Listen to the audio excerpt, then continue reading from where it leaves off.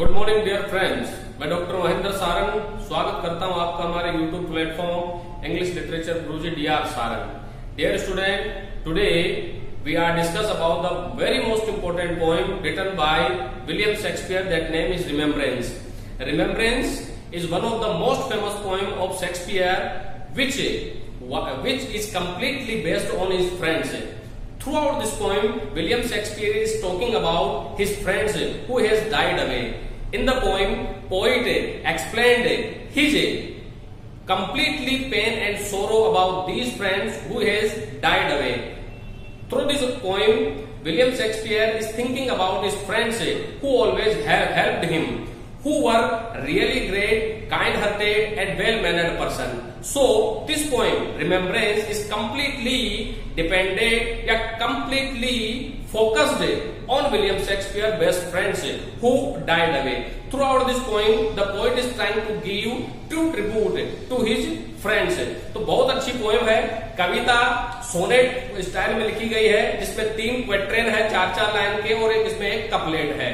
William Shakespeare के द्वारा लिखी गई ये जो कविता है 1609 में पब्लिश हुई है और ये सोनेट 30 में ये कविता लिखी गई है, जिसको फर्स्ट क्वार्टर में पब्लिश किया गया है। बहुत इंटरेस्टिंग पोएम है। वीडियो में आप लगातार बने रहे, वीडियो अंत तक जरूर देखें, लाइक और सब्सक्राइब जरूर करें। तो आइए अब हम इसको प्रत्येक लाइन को पढ़ते हुए हम इसके बारे में जानना चाहेंगे कि विलियम शेक्सपियर ने किस प्रकार अपने मित्रों को अपनी तरफ से क्या ट्रिब्यूट दिए और कवि के मित्र कवि के जीवन में क्या इंपोर्टेंस रखते हैं, उसी को लेकर के अब हम लाइन टू लाइन इस कविता को रीड करते हैं। तो आइए अब हम शुरू करते हैं हमारा वीडियो, जिसमें हमारी आज पोएम हमने ली है विलियम शेक्सपियर की बहुत ही मोस्ट इंपोर्टेंट पोएम है जो सोनेट स्टाइल में लिखी गई है। That name is remembrance. Dear student, first stanza में कहा है, आप लाइन टू लाइन ध्यान दीजिएगा। When to the season of sweet silent thought, I summon up remembrance of things past. I seek the lake of many a thing I sought, and with old voice new well my dear times best. Dear friends, पहले तो मैं आपको introduce करना चाहूंगा कि sonnet 30 है।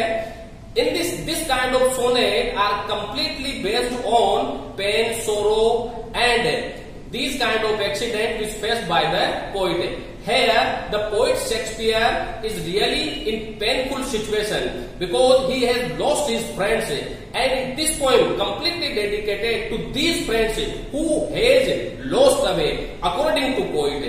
तो sonnet 30 में कवि ने अपने उन मित्रों के बारे में लिखा है जो अब जीवित नहीं है। तो हमने पहली लाइन देखा, When to the season of sweet silent thought, वो कहता है कवि कि जब वो समय होता है स्वीट साइलेंट थॉट, यानी कि जब मैं मेरे मित्रों को याद करता हूं तब वो स्वीट साइलेंट थॉट है। मेरे मित्रों के साथ गुजारे हुए समय को जब मैं याद करता हूं तो वो समय मेरे लिए बहुत अच्छा समय होता है, वो मेरे लिए बहुत मधुर समय होता है। आई समझ, तब मैं याद करता हूं रिमेम्बरेंस उन स्मृतियों को, ऑफ थिंग्स और उन घटनाओं को पास्ट जो मेरे मित्रों के साथ पास्ट में घटित हुई है। आई सिग, मैं आहें भरता हूं the lake of many things, उन चीजों की कमी की। कौन सी चीजों की कमी की? जो उसने अपने मित्रों के साथ पास्ट समय में जो करी, जो उसने आनंद लिए, जो खेल खेले अपने मित्रों के साथ, जो समय स्पेंड किया, उन चीजों की कमी अब कवि को खिल रही है। तो उन चीजों को लेकर के कवि दुखी है। आई सोट, तब वो कहता है कि तब मैं तलाश करता हूं, एंड विद ओल्ड वॉइस, और मैं उनके बारे में सोचता हूं। तो इस प्रकार मेरे जो प्राचीन दुख है, प्राचीन दुख का मतलब कवि के मित्रों के चले जाने के बाद कभी अब उनको याद करता है, तो जो पिछली चीजों को याद करके दुखी होता है तो वो उसके पुराने दुख है। New well my day time, अब एक नई कराहट में और नई चीख में उसके सामने आते हैं। इस तरह से माई डियर टाइम्स वेस्ट, और इस तरह से वो उसका अमूल्य समय है अपने मित्रों को याद करने में, उनके याद में आंसू बहाने में, दुखी होने में, वो उसे वेस्ट कर देता है। तो इन कविता की लाइनों से ये झलक रहा है कि the poet Shakespeare is completely devoted for his friends. He has great love for his friends. He did not want to lose a single sight of his friends. His friend's death brought a great loss in his life. So, throughout this stanza, the poet is completely explained that there was a great importance in his life of his friends who has died away. अब वो उनको याद करके रोता है, विलाप करता है, इस तरह से उसके पुराने दुख भी क्या हो जाते हैं, हरे हो जाते हैं। अब देखिए इसने सेकंड स्टंजा में क्या कहा है, then can I drown an eye, तब वो कहता है कि जब मैं उन्हें याद करता हूं तो मैं डूब जाता हूं आंखों के, यानी कि मेरे आंखों में आंसू आ जाते हैं और मैं उन आंखों के आंसू के सैलाब में डूब जाता हूं, अनयूज्ड टू फ्लो, और बिना वजह मेरे आंखों से आंसू बहने लगते हैं। फॉर प्रीशियस फ्रेंड्स, देखो कवि ने अपने मित्रों को प्रीशियस कहा है, वो कह रहा है कि मेरे मित्र बेशकीमती थे, अमूल्य थे, हिड जो छिप गए हैं, डेथ मृत्यु के, डेथ लेस नाइट उन अनंत रातों में, उन गहरी रातों में उसके मित्र जो है वो छिप चुके हैं। एंड वीप अप्रेस लव, अब अप्रेस का मतलब कवि कह रहा है कि मेरा जो प्रेम था मेरे मित्रों के प्रति वो पवित्र था, लेकिन अब मैं उनकी याद में रोता हूं।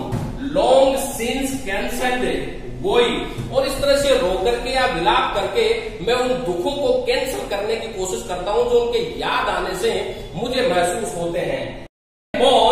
मॉन्स एक्सपेंस ऑफ मैनी वेनिसाइड, और इस तरह से वो विलाप करता है उन खो जाने की, एक्सपेंस खर्च हो जाने वाली, मैनी वेनिसाइड उन खूबसूरत दृश्यों की जो उसने अपने मित्रों के साथ स्पेंड किया। यानी कि इस संज्ञा में कवि ये कहना चाहता है, there was a great importance of his friends in his life, so the poet used the word precious friends here.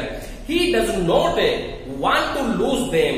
Now, whenever he feels alone, then he thinks about his friends. And whenever he thinks about his friends, there is being tears in his eyes. उसकी आंखों में आंसू आ जाते हैं. And his eyes tears began to flow unused. और बिना वजह उसकी आंख से आंसू बहने लगते हैं. तो इन कविताओं की वजह से कवि, इस पंक्ति की वजह से कवि ये समझाना चाह रहा है कि he had a great love to his friends who have died away, जो मर चुके हैं. He does not want to lose them, वो उन्हें खोना नहीं चाहता था किसी भी कंडीशन में. लेकिन अब उनके चले जाने का कवि को बहुत दुख है. तो कवि ने उन चीजों को याद करके वो विलाप करता है, वो कहता है कि किस तरह से मैं मेरा जो समय है, जो मैंने बड़े कीमती समय स्पेंड किया मेरे मित्रों की, अब मैं उन्हें याद करके मैं दुखी और पीड़ित हो जाता हूं, और मेरे मित्र को याद करने से मेरी आंखों में आंसू आ जाते हैं, क्योंकि मृत्यु की अनंत रातों में वो छिप चुके हैं. अब मेरे दुख जो है, जो मेरा जो प्रेम है, जो पवित्र था, अब वो गहरे शोक में डूब चुका है. अब यहाँ पे कवि ने देखो expanse of many side, unmany side का यूज किया है, यानी कि मैंने मेरे मित्रों के साथ बहुत खूबसूरत समय स्पेंड किया, वो मेरे लिए बेशकीमती था. अब मैं उन चीजों को याद करके मौन का मतलब विलाप करता हूं, लेकिन ये उसकी बदकिस्मती है कि अब कवि के मित्र लौट करके नहीं आ सकते. But all both two stanzas is trying to explain that the poet has great love and great warmth for his friends in his heart. अपने हृदय में अपने मित्रों के प्रति वो बहुत ही गहरा प्रेम और बहुत ही गहरी श्रद्धा रखता है. देखिए लास्ट स्टैंजा में कवि कह रहा है, Then can I grieve and grievance for you home. वो कहता है कि तब क्या आई ग्रीविंग, क्या मैं दुखी नहीं होता, and grievance for you home, और क्या मेरे दुख चले नहीं जाते, and heavily from boy to boy tell over. और हैवीली का मतलब अत्यधिक रूप से उसके दुखों पे दुख टेल ओवर, उसके ऊपर गिर जाते हैं, यानी कि वो और दुखी हो जाता है. The sad account of four बिमोइड मोन which I knew pay as it not paid before. वो ये कह रहा है कि दुखों की श्रृंखला और फोरी बिमोइड मोन, उनको याद करने से, उनको याद करके जो मैं विलाप करता हूं, उस विलाप से दुखों की श्रृंखला सी मेरे ऊपर छा जाती है और मैं कहराने लगता हूं. जैसा तो वो मेरा कहराना, मेरा रोना चीखना मुझे ऐसा लगता है कि जैसे कि आई न्यू पे, कि मैं कोई ऐसा ऋण चुका रहा हूं, as it not paid before, कि मैं मेरे मित्रों को एक ऐसा ऋण चुका रहा हूं जो मैंने पहले उन्हें चुकाया नहीं है. But if the while I think on the, लेकिन ये सत्य है कि इस दौरान जब मैं उनके बारे में सोचता हूं, डियर फ्रेंड, मेरे मित्रों के बारे में, तो ऑल लॉसेस आर रिस्टोर्ड. तो ऐसा मुझे लगता है कि जो भी मैंने खोया है, आर रिस्टोर्ड, वो मुझे मिल गया है, एंड सोरो एंड, और मेरे दुखों का अंत हो गया है. यानी कि संज्ञा के माध्यम से शेक्सपियर ये कहना चाह रहा है कि when I think about them, तो there has been appeared a sad account before me. I began to cry and shriek to think about my friends who has died away.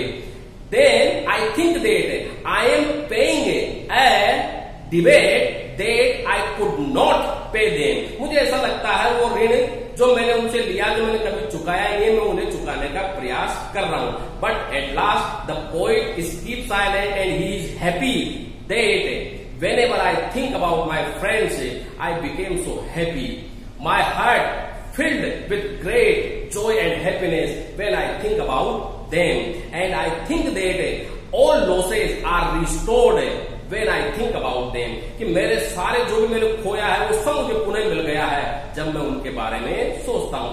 So this is the poem which is completely devoted या tributed by the Shakespeare to his friends in the poem Remembrance. पूरी की पूरी कविता में कवि ने अपने मित्रों को सच्ची श्रद्धांजलि दी है और उन्हें जीवित रखने का प्रयास किया है. I hope you liked it. आपको ये वीडियो पसंद आया होगा. So please like and subscribe this video. Thank you very much dear friend. Thank you.